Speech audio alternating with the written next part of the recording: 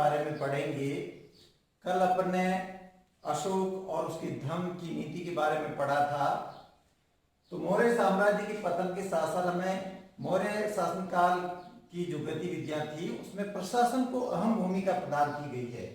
तो मौर्यकालीन प्रशासन को कई भागों के अंदर बांटा गया है, जिसमें सबसे पहले है केंद्रीय प्रशासन। केंद्रीय प्रशासन, केंद्रीय प्रशासन के अंतर्गत सबसे पहले राजा की भूमिका क्या थी? तो मौर्यकालीन केंद्रीय प्रशासन के अंतर्गत जो केंद्र बिंदु होता था वह राजा था, क्योंकि देश के अंतर्गत पूरी की पूरी सत्ता का जो नेतृत्व है उसी के द्वारा प्रदान किया जाता था। अर्थात मौर्यकालीन प्रशासन के अंतर्गत राजा ही कार्यपालिका था। कार्यपालिका, राजा के पास ही व्यवस्थापिका की शक्ति थी और राजा के पास ही न्यायपालिका की शक्तियां थी। तो इस प्रकार प्राचीन भारत के अंतर्गत मौर्यकालीन प्रशासन में कार्यपालिका, व्यवस्थापिका, न्यायपालिका इन तीनों को संभालने वाला व्यक्ति सम्राट अथवा राजा हुआ करता था। इसी प्रकार राजा केंद्रीय शासन के अंतर्गत अहम भूमिका निभाने के साथ साथ वो निरंकुश नहीं था। कहने का मतलब है कि वो अपने पदाधिकारियों की सहायता से प्रशासनिक व्यवस्था को संभालने में अपनी अहम भूमिका निभाता था। मौर्यकालीन प्रशासन के अंतर्गत कहा गया है, जैसा कि कौटिल्य ने कहा है कि राज्य के शासन व्यवस्था को चलाने के लिए 7 अंग थे। कितने अंग थे? 7।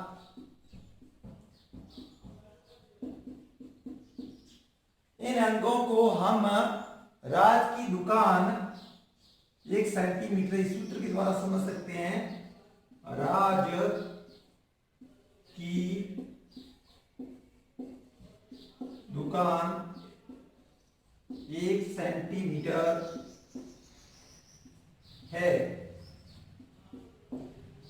कहने वाली यह राज से मतलब है, सबसे पहले इनके अंगों, सारों अंगों को देखा जाए तो पहले अंग का नाम था राजा। राजा, दूसरे का नाम था अमात्य। अमात्य, तीसरे का नाम था जनपद। जनपद, चौथे का नाम था दुर्ग। पांचवें का नाम था कोश। कोश, और छठे अंक का नाम था सेना। सेना, और 7वें अंक का नाम था मित्र। कहने मतलब है कि राज, इसको अपन इंग्लिश में लिखेंगे RAJ। कहने मतलब र से, R से बनेगा राजा, A से बनेगा अमात्य और J से बनेगा जनपद। वापस बता देता हूं, R से बनेगा राजा, R, A से बनेगा अमात्य, J से बनेगा जनपद। इसी प्रकार दुकान, दुकान में दू और का शब्द को अलग अलग करना पड़ेगा। दू से बनेगा दुर्ग, का से बनेगा कोश, फिर सेंटीमीटर। हालांकि कोई दुकान 1 सेंटीमीटर नहीं हो सकती है, लेकिन ये फॉर्मूला है। तो से बनेगा सेना और मी से बनेगा मित्र। इस प्रकार राज्य के अंतर्गत प्रशासनिक व्यवस्था को चलाने के लिए उसमें राज्य के अनिवार्य रूप से इन 7 अंगों को माना गया है कि एक राज्य के विकास के लिए राजा, अमात्य, जनपद, दुर्ग, कोश, सेना और मित्र, ये 7 अंग अनिवार्य होते हैं। इसी प्रकार राजा की सहायता करने के लिए एक मंत्री परिषद थी। केंद्रीय प्रशासन के अंतर्गत कहा जाता है कि कई प्रकार के मंत्री होते थे। तो उन मंत्रियों के अंतर्गत मंत्री परिषद की क्या भूमिका थी? मंत्री परिषद, इस मौर्यकालीन प्रशासन के अंतर्गत देखा जाए तो 18 छोटे पदाधिकारी थे, जबकि 26 बड़े पदाधिकारियों का उल्लेख मिलता है। मौर्यकालीन प्रशासन के अंतर्गत इस मंत्री परिषद में कुछ मंत्री थे प्रमुख, उन्हें मंत्री के नाम से जाना जाता था। मंत्री के नाम से जाना जाता था, जिसमें प्रमुख रूप से होता था मुख्यमंत्री। इसी प्रकार दूसरा मंत्री होता था पुरोहित। इसी प्रकार तीसरा मंत्री था सेनापति और चौथे मंत्री का नाम था युवराज। मौर्यकालीन प्रशासन के अंतर्गत ये 4 प्रमुख मंत्री होते थे। यहाँ 4 प्रमुख इस मंत्री परिषद के पदाधिकारी होते थे, मुख्यमंत्री, पुरोहित, सेनापति और युवराज। मुख्य कहा जाता है कि मौर्यकालीन प्रशासन के अंतर्गत मुख्यमंत्री और पुरोहित दोनों की नियुक्ति उसके चरित्र को भली भांति देख करके उनका जांच परीक्षण करने के बाद में इनकी नियुक्ति प्रदान की जाती थी। इस प्रकार के परीक्षण को उपधा परीक्षण के नाम से जानते हैं। उपधा परीक्षण इस पद्धति के नाम से जाना जाता है। अर्थात इसका अर्थ होता है कि व्यक्ति के चरित्र को देखना, अर्थात उसके चरित्र को भली भांति से पहचान करना। इसी के साथ साथ मौर्यकालीन प्रशासन के अंतर्गत या कौटिल्य का जो अर्थशास्त्र ग्रंथ है उसके अंतर्गत ये सब जानकारी मिलती है, तो उसी के अंतर्गत बताया गया है। अर्थात ये अर्थशास्त्र ग्रंथ ये किसका है? कौटिल्य का है। कौटिल्य जिसको चाणक्य के नाम से भी जाना जाता है और जो कि चंद्रगुप्त मौर्य का गुरु था। तो इस अर्थशास्त्र के अनुसार ये कहा गया है कि मौर्यकालीन जो केंद्रीय मंत्री परिषद थी उसमें 4 बड़े थे और इसके अलावा छोटे बड़े 18 अन्य विभागों का भी उल्लेख मिलता है। तो उन विभागों के अंतर्गत देखा जाए तो सबसे पहले समाहर्ता का नाम आता है।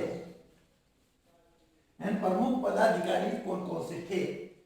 तो आपको बता दिया कि 18 प्रमुख थे और 26 अन्य पदाधिकारी थे। तो कुछ पदाधिकारियों की जानकारी हमें मिलती है। ऐसे पदाधिकारियों के अंतर्गत देखा जाए तो सबसे पहले आता है समाहर्ता। इसी प्रकार सन्निधाता,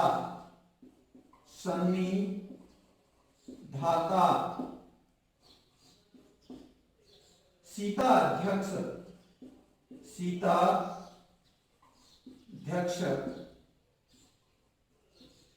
इसी प्रकार सूत्राध्यक्ष,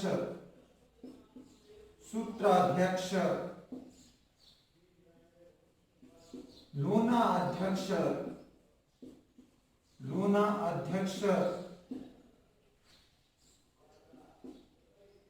बंधनागाराध्यक्ष।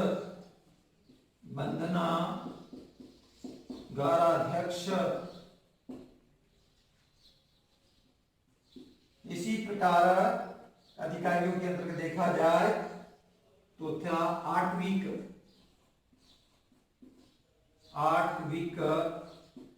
नामक अधिकारी भी था। इसी प्रकार अन्य अधिकारियों के रूप में देखा जाए तो विविता अध्यक्ष।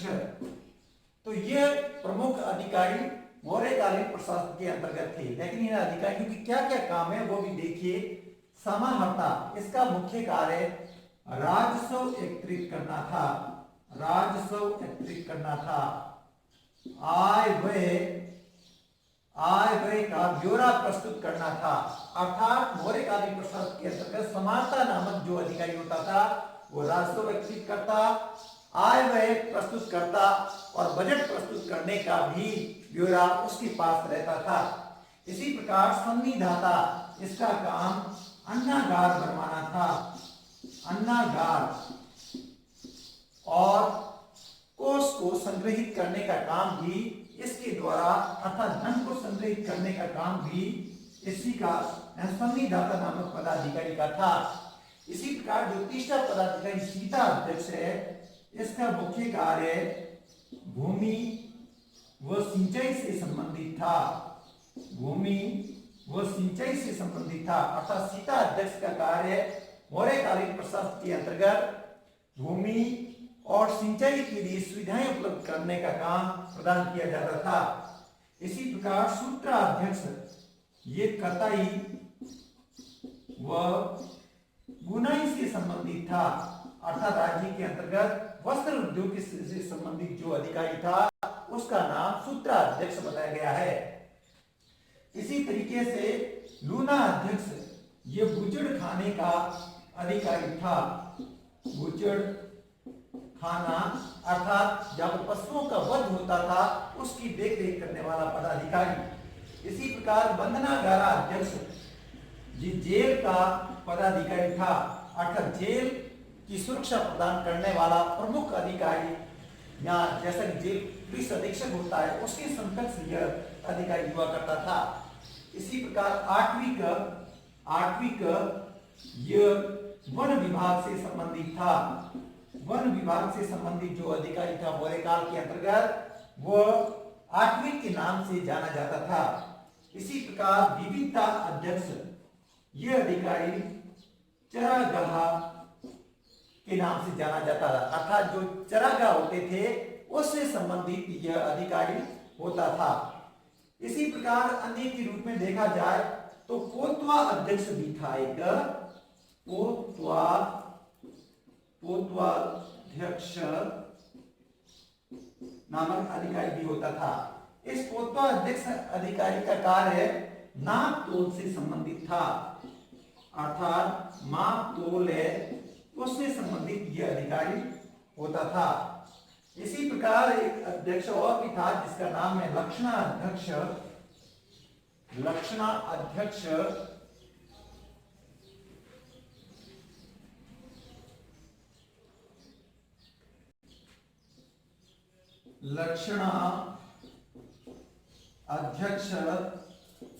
इसका कार्य मुद्रा जारी करना था। मुद्रा जारी करने वाला अधिकारी है उसे लक्षणा अध्यक्ष के नाम से जाना जाता था। तो कहने मतलब ये इस तरीके से देखा जाए तो छोटे बड़े कई अधिकारी राज्य के अंतर्गत कार्य करते थे। इसी के साथ साथ यहाँ पर यह बताया गया कि एक अन्य अधिकारी अमात्य भी था।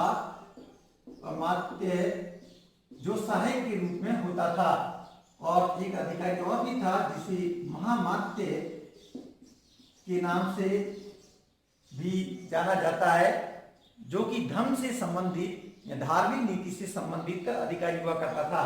तो इस प्रकार केंद्रीय प्रशासन के अंतर्गत कई प्रकार के अधिकारी हमें मौर्यकालीन शासन के अंतर्गत काम करते हुए दिखाई दे रहे हैं।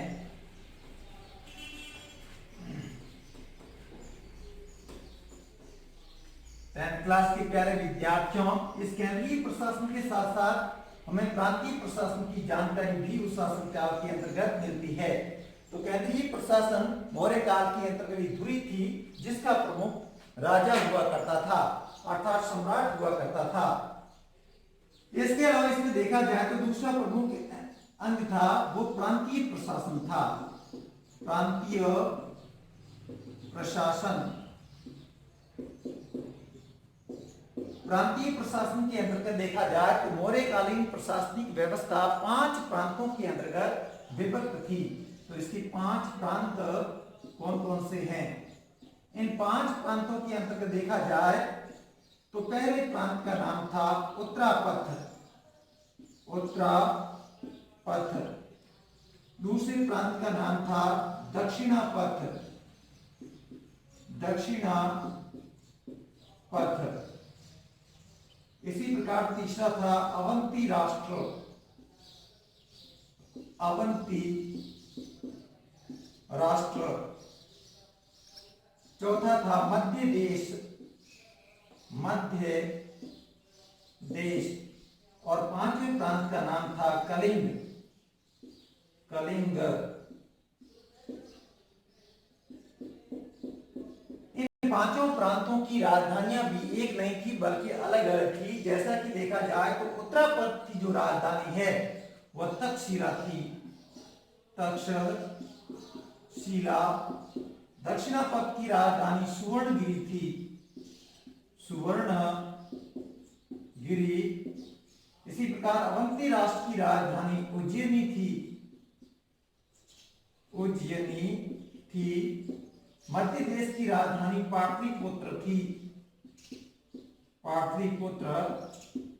और कलिंग की राजधानी तोसाली को माना गया है, ये कहा गया है। इसके अलावा एक और भी इससे संबंधित राजधानी थी जिसका नाम धौली है, धौली।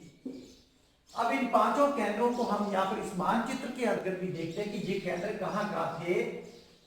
तो इन पांचों केंद्रों के अंतर्गत यदि देखा जाए तो सबसे पहले उत्तरापथ की राजधानी तक्षशिला है। यहां पर जो केंद्र था वो तक्षशिला था, तक्षशिला।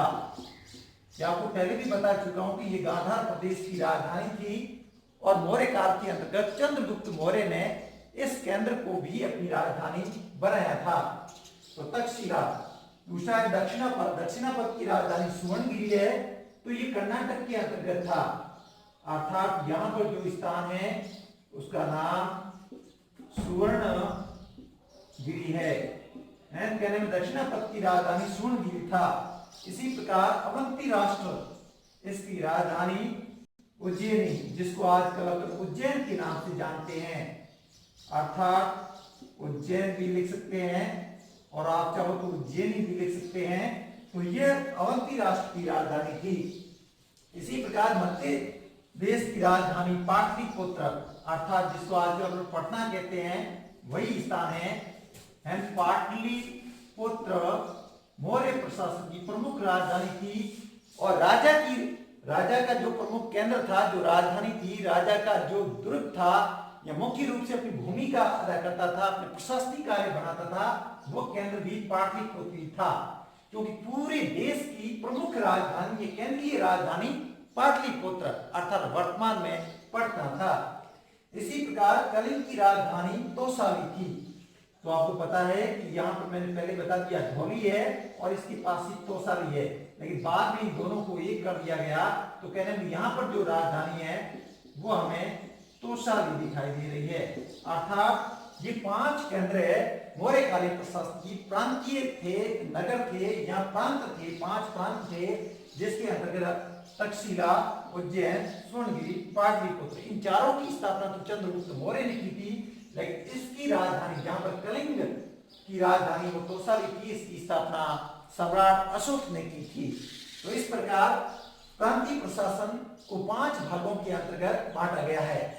इसके साथ साथ उस काल के अंतर्गत देखा जाए तो प्रांतों को विषय के अंतर्गत बांटा गया था।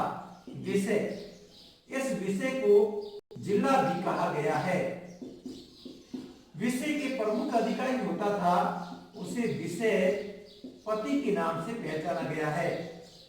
इसी प्रकार प्रांतीय प्रशासन के अंतर्गत छोटी इकाई दिखाई जाए तो वो ग्राम की, क्या थी?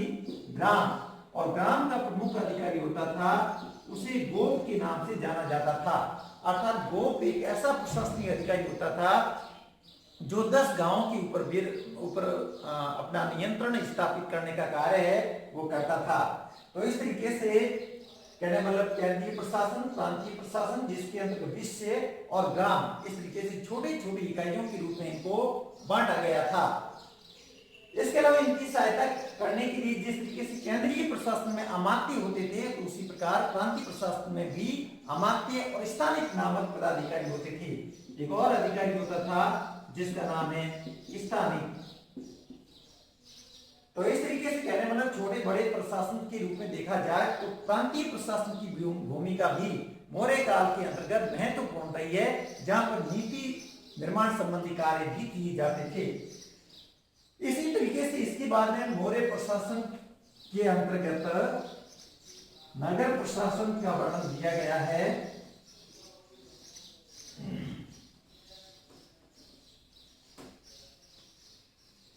नगर प्रशासन तीसरा अंग है, नगर प्रशासन। नगर प्रशासन मौर्यकालीन नगरीय प्रशासन के रूप में देखा जाए तो टोटल यहाँ पर 30 सदस्य कार्य करते थे। 30 सदस्य और 6 समितियां थी। कितनी समितियां? 6 समितियां कार्य करती थी। अब ये 6 समितियां कौन कौन सी है, इनको भी आप देख लीजिए।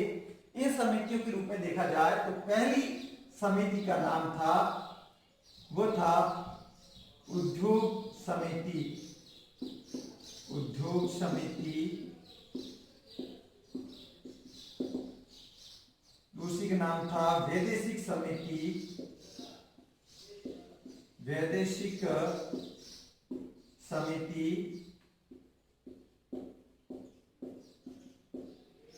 तीसरी का नाम था शिल्प कला समिति,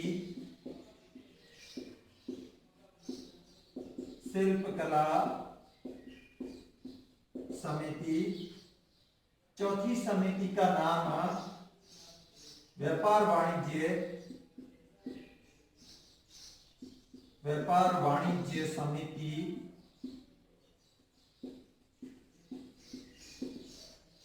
पांचवी समिति का नाम था जनसंख्या समिति, जनसंख्या समिति, छठी समिति का नाम था कर समिति, कर समिति। तो मौर्य प्रशासन के अंतर्गत कुल समितियों की संख्या कितनी बताई गई है? 6 बताई गई है और प्रत्येक समिति के अंतर्गत 5 सदस्य होते थे, अर्थात 5 सदस्य अपना कार्य करते थे इन समितियों के अंतर्गत। उद्योग समिति का मुख्य कार्य वस्त्र उद्योग या उद्योग से संबंधित होते थे, उनको उनकी देखरेख करने का कार्य किया जाता था इस समिति के अंतर्गत, अर्थात ये उद्योगों की देखरेख करने वाली समिति थी। वैदेशिक समिति विदेशियों से आने वाले अथवा जाने वाले जो लोग थे उनकी देखरेख करने वाली समिति वैदेशिक समिति के नाम से पहचाना गया है। इसी तरीके से तीसरी मौर्यकालीन प्रशासन के अंतर्गत देखा जाए नगर प्रशासन में जो शिल्प कला समिति थी, जो कि शिल्पकारों की देखरेख से संबंधित कार्य करती थी। चौथी समिति व्यापार वाणिज्य से संबंधित थी, जो वस्तुओं के आयात और निर्यात पर ध्यान रखने का कार्य करती थी। तो पांचवी समिति जनसंख्या समिति थी, जो जन्म मरण अर्थात जन्म मृत्यु के प्रमाण पत्रों को जारी करने का काम जनसंख्या समिति द्वारा किया जाता था। जैसा कि आज हम हमारे देश के अंतर्गत देखते हैं कि नगर या ग्रामीण क्षेत्रों के अंतर्गत जनसंख्या के आंकड़े प्रस्तुत किए जाते हैं, तो उस टाइम भी प्राचीन भारत के अंतर्गत जनसंख्या के आंकड़ों को प्रस्तुत करने का काम होता था। उस काल से मतलब है मौर्य काल के अंतर्गत। इसी तरीके से कर समिति अर्थात बिक्री कर से संबंधित भी एक समिति थी, जिसे कर समिति के नाम से पहचाना गया है। अर्थात राज्य के अंतर्गत भूमि कर के रूप में 1/10 भाग वसूल करने का काम इस समिति के द्वारा किया जाता था। तो इस प्रकार नगर प्रशासन के रूप में देखा जाए तो मौर्य काल के अंतर्गत 6 प्रमुख समितियां थी, जो अपना अलग अलग कार्य करती थी। इसी तरीके से नगर प्रशासन की बात में देखें तो यहां पर सेना की भूमिका महत्वपूर्ण रही थी।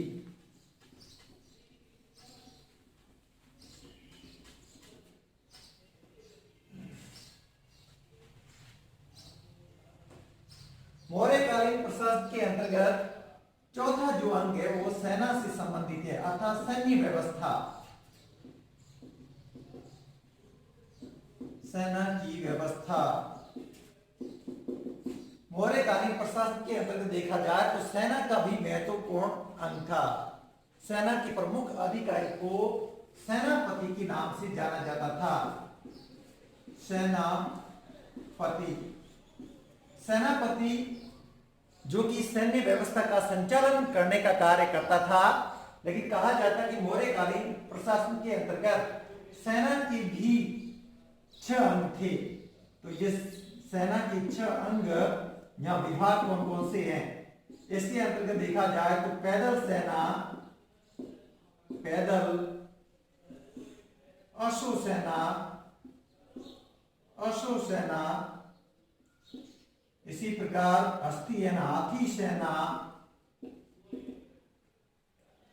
रथ सेना, यातायात सेना और छठा जो अंग है वो है नौसेना। ये सेना के 6 प्रमुख अंग थे। कहा जाता कि शासनकाल के अंतर्गत पैदल चलने वाले सैनिकों की संख्या 6 लाख थी। 6 लाख। असो सेना की संख्या 50,000 थी, 50,000। हाथियों की सेना 9,000 थी। इसी प्रकार रथों की संख्या 800 थी। तो यातायात और नौसेना में कई सैनिक शामिल थे। तो इस प्रकार सेना के जो यहाँ पर अंगों की संख्या या वर्गों की संख्या देखी जाए तो 6 थी। कहा जाता है कि इसके अंतर्गत भी प्रत्येक में 5-5 सदस्य अपना कार्य करते थे, 5-5 सदस्य। अर्थात यहाँ पर भी टोटल सदस्यों की संख्या 30 थी। कितने सदस्य थे? 30 थे। और इन सब की संचालन करने के लिए प्रमुख भूमिका किसकी होती थी? सेनापति की होती थी। इसी प्रकार सेनापति की सहायता करने के लिए यहाँ पर एक पदाधिकारी भी काम करता था। उस पदाधिकारी का नाम है अंतपाल। अंतपाल ये पदाधिकारी सीमांत क्षेत्रों के अंतर्गत सेना की व्यवस्था करता था, उसकी देखरेख करने का कार्य किया जाता था। तो इस तरीके से देखा जाए तो प्रशासनिक व्यवस्था के अंतर्गत उस शासनकाल अर्थात मौर्य काल के अंतर्गत सेना की भूमिका भी महत्वपूर्ण रही है। अर्थात सैन्य व्यवस्था को चलाने के लिए भी मौर्य शासनकाल के अंतर्गत कई प्रकार के पदाधिकारियों का द्वारा कार्य किया जाता था। तो इस प्रकार हम कह सकते हैं कि मौर्य काल के अंतर्गत केंद्रीय मंत्री परिषद में राजा, मंत्री परिषद, उसके पदाधिकारी, या इसी तरीके से प्रांतीय प्रशासन में देखा जाए तो प्रांतों को 5 भागों में बांटना, और सेना के रूप में देखा जाए तो सेना को भी 6 भागों में बांटना, नगर प्रशासन के रूप में देखा जाए तो नगर को भी 6 समितियों के रूप में विभाजित करना, ये उस शासन काल के अंतर्गत एक उच्च श्रेणी की प्रशासनिक व्यवस्था के बारे में हमें जानकारी देते हैं। अर्थात उस शासन काल की या मौर्यकालीन शासन प्रणाली के अंतर्गत इस तरीके से देखा जाए तो सम्राट अशोक के शासनकाल में भी कुछ महत्वपूर्ण पदाधिकारी हुए जिन्होंने अलग अलग रूप से अपना कार्य किया। ऐसे के रूप में देखा जाए तो कुछ पदाधिकारी थे सम्राट अशोक से संबंधित, तो वो भी प्रांतों के अंदर काम करते थे। ऐसे के अंतर्गत देखा जाए तो राजुक प्रमुख अधिकारी था, युक्त और तीसरा है प्रादेशिक महामात्य या धम महामात्र भी जिसे कहा जाता है। ये सभी पदाधिकारी अशोक के शासनकाल के अंतर्गत धर्म अर्थात धर्म का प्रचार या बौद्ध धर्म का विकास करने के लिए कार्य करते थे। तो इस प्रकार राजुक, युक्त, प्रादेशिक, महामात्र, इसकी भूमिका राज्य के अंतर्गत श्रेष्ठ थी। अर्थात इनका मुख्य कार्य बौद्ध धर्म का प्रचार करना था। तो इसी तरीके से इन केंद्रीय प्रशासन, प्रांतीय प्रशासन में इनका मुख्य कार्य जन कल्याणकारी भी था। जन कल्याणकारी के रूप में देखा जाए तो सरायों का निर्माण करना, सराय, वृक्षारोपण का कार्य करना, सड़कों का निर्माण करना, सड़कें, पेयजल की व्यवस्था करना, पेयजल, तो इस प्रकार के अन्य जन कल्याणकारी कार्य भी किए जाते थे।